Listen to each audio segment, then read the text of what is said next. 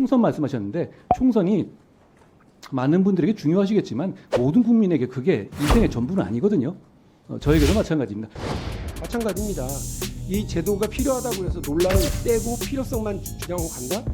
적절치 않을 것 같고 장관께서 이거를 직접 아까 말씀드린 것처럼 여당이 주도해서 발표하거나 이렇게 하는 것이 아니라 장관께서 직접 발표를 하시길래 저는 한동훈 장관께서 그 논란 약간 관심이 있는 총선에는 불출마하시나 보다 그런 생각을 했어요. 왜냐하면 이제 PPT 이제 보시면 아시겠지만 장관이 이렇게 하시겠다고 하는 건 임기 내에 진행하시겠다라고 하는 걸 텐데 이게 지금 남은 입법 예고에서 국회 제출까지 최소 기간만 따져도 94일입니다.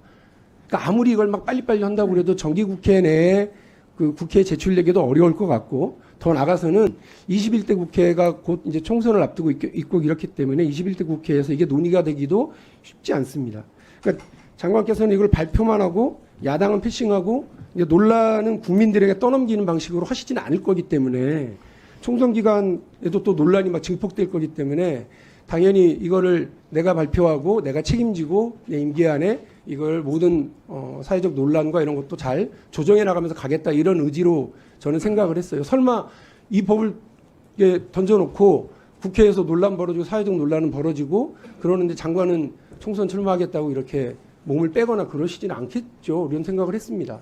그래서 다시 한번 장관께 부탁을 드리는데 이 법을 직접 설명하시고 또 사회적 논란이 있는 걸 아시고 계시니까 적극적으로 여당, 야당, 특히 법사위원들에게는 적극적으로 좀 설명을 해주시고 여러 이견들이 아마 존재할 거예요. 그 이견들을 조정해 나가야 되는 것들도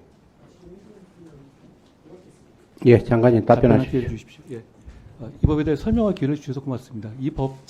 이런 내용이 추진이 필요하다는 점에 대해서는 오래전부터 얘기가 많이 있었습니다. 다만 이 점은 세계적으로 저희가 1년 이상 연구를 해봤습니다만 완벽한 방안은 없습니다. 저희는 최선의 방안이라고 생각한 것을 1년 가까이 연구한 결과를 낸 것이지 말씀하신 논란 같은 걸 당연히 생각해보지 않았던 것은 당연히 아닙니다. 그럼에도 불구하고 필요하다는 말씀을 드리는 거고요. 그러니까 지금처럼 그냥 방치할 거냐 아니면 대책을 세울 거냐 이 두 가지 선택에서 저는 대책을 세워야 한다고 판단하는 것이고 국민들도 그걸 원하신다고 생각합니다. 대책을 세운다고 했었을 때 방책은 두 가지뿐입니다. 세계적으로도.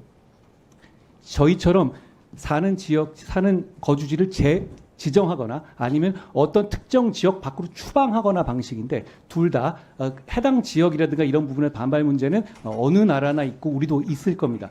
그럼에도 불구하고 일단 추진해야 한다고 한다면 저희 같은 방식이 저는 최선이라고 생각하고 다만 그걸 어느 지역에 어디다 설치할 것이다라는 말을 미리 먼저 지금 2단계에서 당연히 그건 부수되는 것이 깊이 고민하고 있습니다만 그 부분을 앞세우게 되면 이 논의는 진행이 불가능할 겁니다. 오히려 객관적이고 냉정한 국익을 위한 논의를 위해서 저희가 입법 예고를 지금 하는 것이잖아요. 국회 단계에서 철저하게 좋은 의견을 내주셨으면 좋겠고 이 법에 대해서는 일종의 이런 부분은 문제 있을 수 있다. 이런 문제의식 저도 같이 그것 때문에 저희가 1년 걸린 거거든요. 그런데 그럼에도 불구하고 해야겠다고 판단한 것이고 그리고 그런 지적은 쉬운데요. 그러면 그 대신 더 좋은 대안이 있느냐?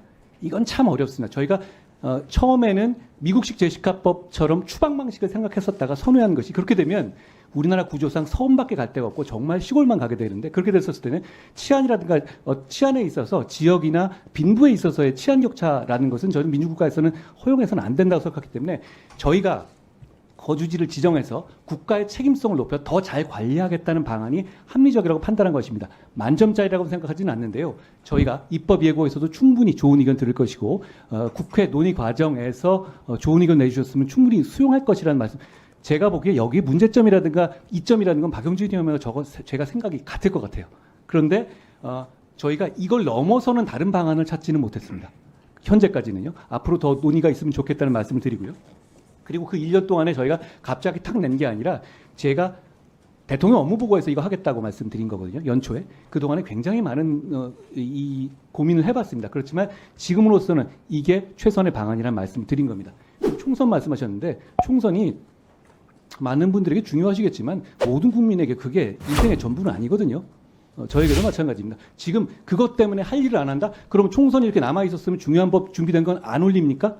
해야죠. 지금까지 우리의 법제 시스템은 그렇게 운영되어 왔고 저희는 준비된 정책을 최선을 다해서 설명드릴 것이라는 말씀드립니다. 한 가지 말씀드리자면 이걸 지금까지 안 해온 거는 여러 가지 리스크는 있어요. 위원님 저 말씀하신 것처럼 이게 무슨 소위 말하는 인기 끌만한 내용은 아니에요. 오히려 싫어하시는 분들 입장에서는 굉장히 반대하실 수 있는 문제고 그렇기 때문에 방치해 왔을 겁니다. 이 문제 의식을 가지지 않았던 게 아니라 그렇지만 책임 있는 행정을 하는 사람이라면 국가 전체로 봤었을 때 다소 욕먹거나 상처받을 수 있는 일이라도 최선의 방안을 제시해야 한다고 생각합니다. 그런 차원에서 저희가 이번에 이 한국형제식화법 방안을 말씀드린 것이고 그리고 그 문제에 대해서 책임 있게 진행하기 위해서 제가 직접 설명드린 것이라 말씀을 드립니다. 이 진행 과정에서는 저희 여당과는 이게 1년 가까이 된 제도이기 때문에 여러 가지 말씀을 그동안에 많이 나눠왔습니다.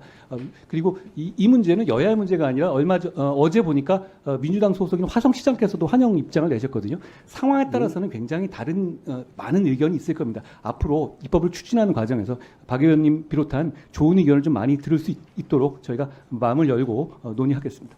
예, 수고하셨습니다. 박주민 위원님 질의해 주시기 바랍니다. 예.